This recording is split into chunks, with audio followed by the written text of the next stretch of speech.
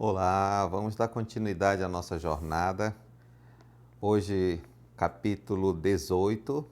Esse capítulo aqui está recheado de princípios a respeito do funcionamento do reino de Deus. Não podemos esquecer que o Evangelho segundo Mateus é um evangelho que revela Jesus como rei. E por revelar Jesus como rei, existem nesse livro que está a maioria dos princípios e valores do reino, das leis do reino, como o reino de Deus funciona.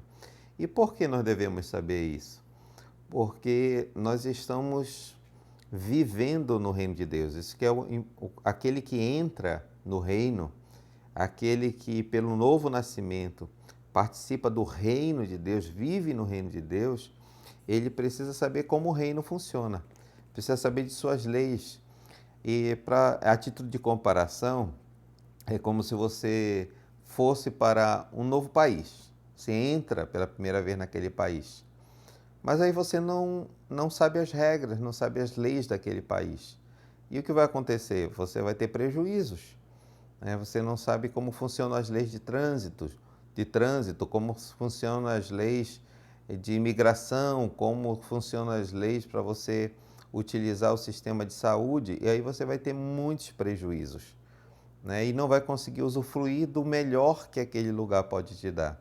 Da mesma forma, o reino de Deus, aliás, muito mais importante, o reino de Deus, porque nós o vivemos e ele é abundante, as suas leis nos levam a conquistas, a vitórias, e o próprio propósito de Jesus ter nos salvado não é meramente para nós sermos salvos, né? Isso eu vou comentar um versículo que é chave aqui em relação a essa questão da salvação, mas é muito mais do que isso.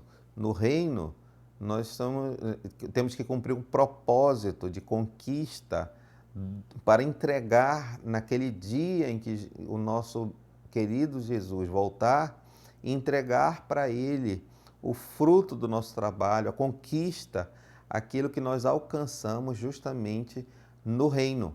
E dizer para Ele: está aqui, Senhor, está aqui o que foi conquistado. Então é muito importante nós aprendermos os princípios, os valores, as leis do reino, como o reino funciona, né? E aqui está recheado de princípios fortíssimos, fortíssimos mesmo. Então, vamos aqui na leitura do capítulo 18. Naquele momento, os discípulos chegaram a Jesus e perguntaram: quem é maior no reino dos céus? Olha, já começa com uma pergunta a respeito do reino. Sempre há um conflito aqui dos discípulos de Jesus, dos ouvintes de Jesus, seguidores de Jesus, a respeito do reino, porque eles sempre estavam comparando com o reino terreno, como o reino funcionava, né? O rei, aí tem os súditos, quem trabalha no palácio, lá no palácio quem é mais importante, quem é que está ali do lado do rei, quem é que tem mais privilégios. É assim que eles entendiam o reino. E o reino de Deus não funciona desse jeito. Se nós entendermos como ele funciona, mais uma vez falando, nós vamos usufruir do melhor do reino. Então vamos lá à resposta de Jesus.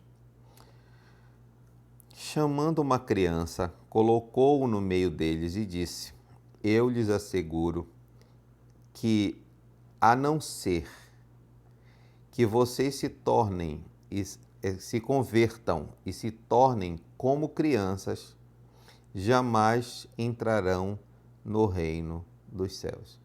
Isso aí deve ter dado um nó na cabeça deles, porque como assim? As crianças, nós vimos na questão da multiplicação dos pães, não eram nem contadas como pessoas relevantes. Hoje em dia as crianças são muito desprezadas, imagina naquela época. Então Jesus diz que eles são os maiores, é praticamente isso que ele está falando. E que se nós quisermos realmente entrar no reino, nós temos que nos converter e nos tornar como crianças.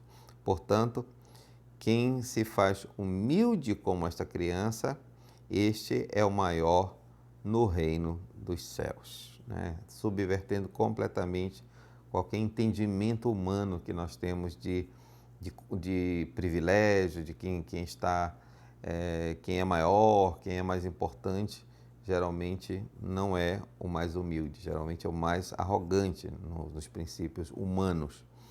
Quem recebe uma dessas crianças em meu nome, está me recebendo. Mas se alguém fizer cair no pecado um desses pequeninos que creem em mim, melhor lhe seria amarrar uma pedra de moinho no pescoço e se jogar nas profundezas do mar. Ai do mundo por causa das coisas que fazem cair no pecado. É inevitável que tais coisas aconteçam, mas ai daquele por meio de quem essas coisas acontecem. Se a sua mão ou seu pé o fizerem tropeçar, corte-o e jogue fora. É melhor entrar na vida mutilado ou aleijado do que, tendo as duas mãos ou os dois pés, ser lançado no fogo eterno. E se o seu olho o fizer tropeçar, arranque-o fora. E melhor entrar na vida com um só olho do que, tendo dois olhos, ser lançado no fogo do inferno. Jesus já tinha usado essa comparação no seu Sermão do Monte e falando essa questão de arrancar, né? Se te faz pecar. Agora que se te faz tropeçar, né? Se te faz fazer de alguma forma ou você cair ou outra pessoa cair, né? Então é melhor tirar aquilo que está te atrapalhando. Isso envolve muitas coisas, muitas coisas. Hoje em dia eu diria que está muito relacionado às nossas atividades, nossos relacionamentos. Se alguma coisa nos faz nos distanciar de Deus, tirar a nossa comunhão com Deus, nós devemos arrancar essa coisa de nossa vida para entrarmos na vida, como Jesus expressa aqui. A partir do versículo 10, cuidado para não desprezarem um só destes pequeninos, pois eu lhes digo que os anjos deles nos céus estão sempre vendo a face do meu Pai Celeste. O Filho do Homem veio para salvar o que se havia perdido. Olha, interessante que como se fala isso de forma errada. Quando vai citar, eu já vi algumas pessoas citarem esse texto e dizer que o Filho do Homem veio para salvar o perdido. É certo que daqui a pouco ele vai falar uma parábola que tem alguma coisa a ver com essa questão de perder e resgatar. Mas Jesus ele foi abrangente ao dizer não quem havia se perdido. Jesus não veio salvar quem, mas o que havia perdido. Aquilo que foi perdido. Por que esse termo é importante nós entendermos? Porque Jesus não veio apenas resgatar o ser humano, apenas o ser humano, porque nós sempre estamos com essa visão antropocêntrica, né? Que o homem está no centro de todas as coisas, e não é verdade. Quem está o centro é Deus, sempre. Mas a criação envolve mais do que o homem. Existe toda a criação com seus princípios, com seus valores. E quando Deus criou, lembre que Deus, quando criou todas as coisas, Ele disse que quando Ele fez, Ele disse, é bom. Ele considerou todas essas coisas que Ele criou como coisas boas. Então, quando Deus está falando sobre restauração, é muito mais do que vir salvar quem havia se perdido, mas Ele veio salvar o que, tudo o que foi perdido. E o que foi perdido? Muitas coisas. Lá no Éden, quando o homem desobedeceu a Deus, pecou contra Deus, se rebelou contra Deus, ele foi expulso do jardim e se perdeu muita coisa. O homem perdeu, o homem em si perdeu muita coisa, a conquista, ele perdeu o domínio, ele perdeu muitas coisas que Deus tinha dado nas mãos dele. E essas coisas que se perderam estão sendo resgatadas aqui por Jesus. Então ele não veio apenas salvar o homem, ele veio salvar tudo o que o homem perdeu. O que acham vocês?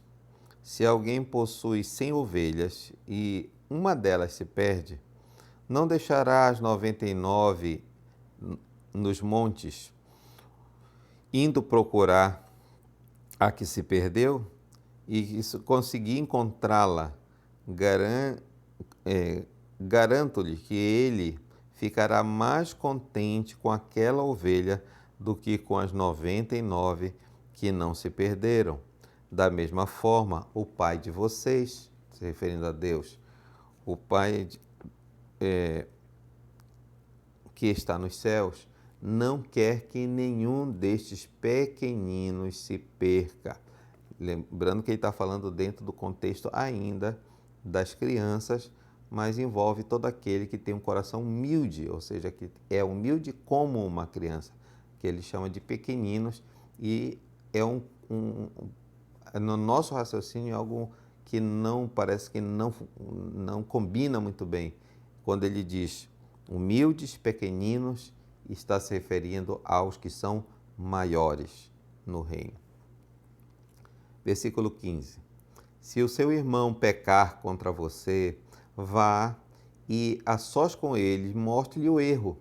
Se ele o ouvir, você ganhou seu irmão, mas se ele não o ouvir, leve-o consigo também um ou dois outros, de modo que qualquer acusação seja confirmada pelo depoimento de duas ou três testemunhas. Se ele se recusar a ouvi-lo, conte à igreja.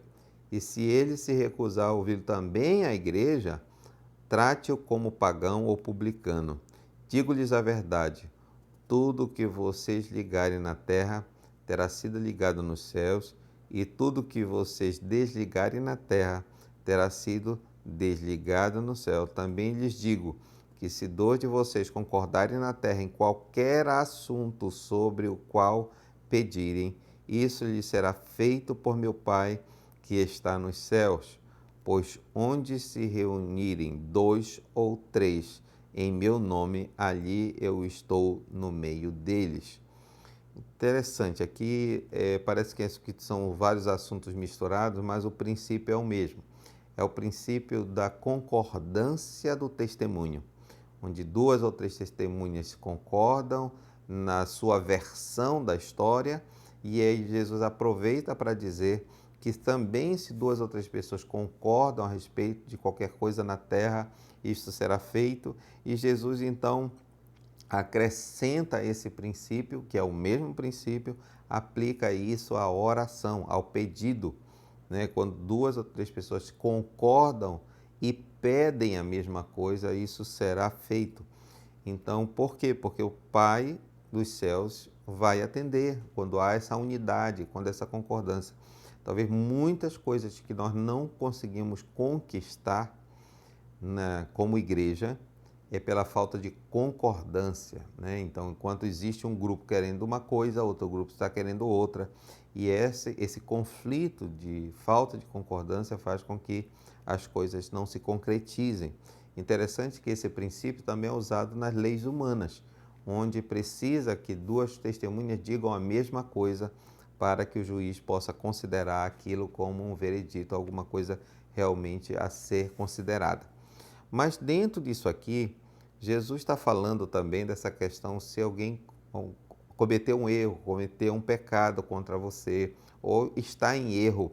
Então essa pessoa, ela precisa que você primeiro fale pessoalmente com ela, em segredo, em sigilo, ninguém precisa saber, para tentar consertar aquela situação.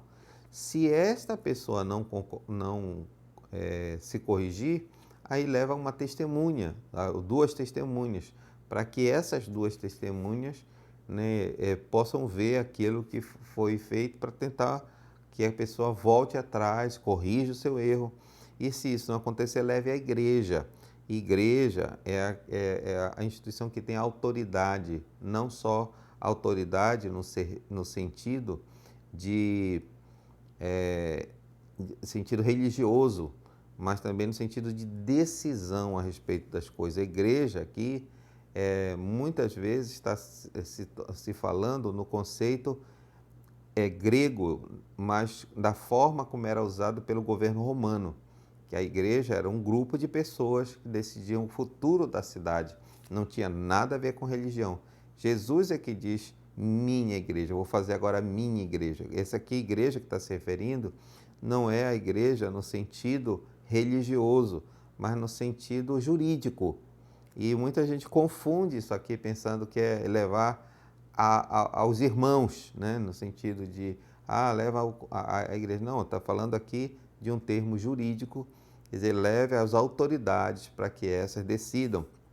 E por que isso é importante entender? É que parece que o que está dizendo aqui é que vamos pegar o mentiroso, vamos pegar aquele que tem um coração duro, vamos pegar aquele que não se conserta. Não, o que Jesus está dizendo aqui é que nós temos que dar o máximo de oportunidade para que aquela pessoa se conserte. Se ela não se consertou assim na conversa íntima, ok, então vamos levar testemunhas, pessoas, vamos lá, gente, se corrija.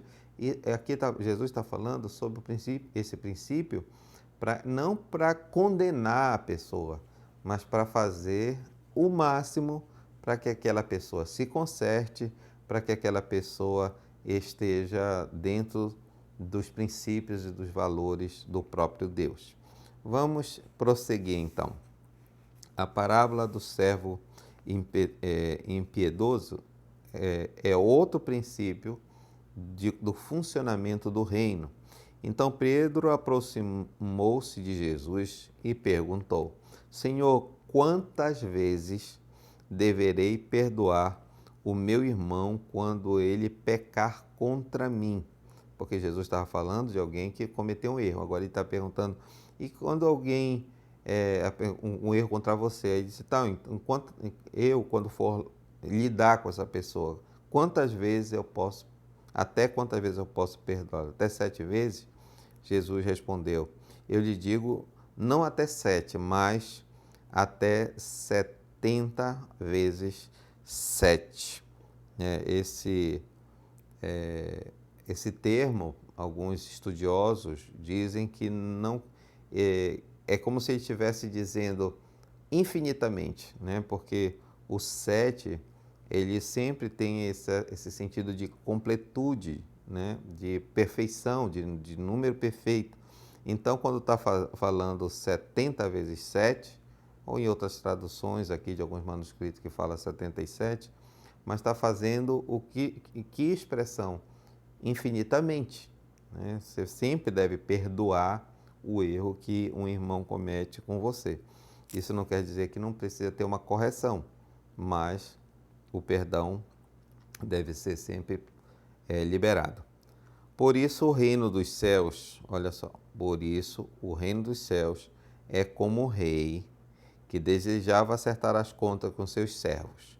Quando começou o acerto, foi trazido à sua presença um que lhe devia uma enorme quantidade de prata. Como não tinha condições de pagar, o Senhor ordenou que ele, sua mulher e seus filhos e tudo que ele possuía fosse vendido para pagar a dívida. Ou seja, era uma dívida realmente muito alta. E isso, só para você saber que isso estava na lei. Se alguém deve alguma coisa, os filhos, a mulher eram colocados como servos também para pagar aquela dívida, quando não havia condições de pagamento. O servo então prostrou-se diante dele e lhe implorou: tem paciência, ou algumas traduções que dizem compaixão de mim, e eu te pagarei tudo. O senhor daquele servo teve compaixão dele e cancelou a dívida e o deixou ir. Veja bem, ele não apenas disse: tá bom, você vai me pagar quando puder. Não, ele cancelou completamente a dívida. Ele exerceu de misericórdia, de compaixão. Mas quando aquele servo saiu, encontrou um de seus conservos que lhe devia 100 denários. 100 denários era uma quantia muito pequena comparada com o que ele devia. Ele devia muito, muito para o seu senhor, e a sua dívida era tão grande que ele, para pagar, teria que os seus parentes fossem, sua família fosse escravizada praticamente. Mas aqui ele encontrou uma pessoa, um servo, que devia para ele apenas 100 denários. Agarrou e começou a sufocá-lo, dizendo: pague-me o que me deve. Então o seu conservo caiu de joelhos e implorou-lhe: tenha compaixão ou paciência comigo e eu lhe pagarei. Ou seja, o conservo falou para ele a mesma coisa que ele falou para o senhor dele, né? Pedindo da mesma forma, essa clemência, de joelhos, exatamente da mesma maneira. Mas ele não quis. Antes saiu, mandou lançá-lo na prisão até que pagasse a dívida. Quando os outros servos, companheiros dele, viram o que havia acontecido, ficaram muito tristes e foram contar ao seu senhor tudo o que havia acontecido. Então o senhor chamou o servo e disse: servo mau, cancelei toda a tua dívida porque você me implorou. Você não devia ter tido a misericórdia com seu conservo como eu tive com você? Irado, seu senhor entregou-o a torturadores até que pagasse tudo o que devia. Assim também lhes fará o seu Pai Celestial se cada um de vocês não perdoar de coração o seu irmão. Olha, aqui tem uma coisa realmente muito forte em relação ao reino. Imagina que a quantidade de pessoas que está constantemente diante de Deus pedindo ajuda, pedindo misericórdia, pedindo que o Senhor o ajude, que o Senhor o socorra, mas não tem feito isso pelos seus irmãos. Estão com o coração fechado, são pessoas que vivem arranjando razões para estar ali sempre de mal com alguém, picuinha com alguém, torcendo o nariz para alguém, né? Sempre com problemas de relacionamento. E eu digo para você, isso aqui, se tem uma das coisas que fere realmente, como diz aqui, o Senhor irado, né? Se tem uma coisa que ira o nosso Senhor, é ver que nós nos comportamos desse jeito. Olha, eu sou pai e uma das coisas que me incomodava muito é ver quando os meus filhos estavam em conflito um com o outro, né? Estavam com alguma situação. Imagina Deus quando olha para nós e nos vê dessa forma. Então, no princípios e valores do reino, a coisa mais importante, mais sábia que nós temos para fazer é agir dessa forma. Perdoar aqueles que nos devem, perdoar aqueles que nos ofendem, perdoar aqueles que são, de alguma forma, nos consideram como seus inimigos, e nós devemos sempre ir, né, lidar com essa situação, liberando perdão, quantas vezes forem necessárias, perdoando aquilo que as pessoas nos fazem, e realmente nós vamos usufruir da paz, do sossego. Por quê? Quem fica preso, porque diz aqui que a pessoa que não perdoa o pecado de outro, não perdoa a dívida do outro, esse é entregue a torturadores. Ou seja, quem sofre não é aquele que está devendo, mas é aquele que não libera, que não perdoa, que ainda tem no seu coração, o peso de não liberar o perdão das ofensas dos outros. Então, perdoe seu irmão, tenha, como diz aqui, perdoe de coração ao seu irmão, e você vai ter ganhos no reino. Aprenda isso, faça essa decisão de forma inteligente, de forma racional, e diga: eu vou usufruir disso. E no devido tempo, quando você estiver em uma situação difícil, precisando da misericórdia, da graça de Deus, você pode recorrer a Ele e Ele vai usar esse princípio, porque Deus, Ele faz isso. Ele analisa os nossos direitos também. E quando nós temos esse direito aqui de nós perdoarmos os nossos irmãos, podemos recorrer para Ele e Ele vai nos perdoar também. Amém? Que isso seja realmente uma realidade na minha vida, na sua vida, e que esse princípio maravilhoso do reino realmente esteja sendo praticado por nós. Estamos então encerrando esse capítulo. Amanhã temos o capítulo 19 e certamente tem outros princípios, outros valores. Não esqueça de dar o seu like, assinar, se você nos segue, assine o nosso canal e assim nós vamos prosseguindo nessa jornada e brevemente começando outras jornadas de leitura, de ensino da Palavra de Deus. Tá ok? Então vamos prosseguir. Até amanhã.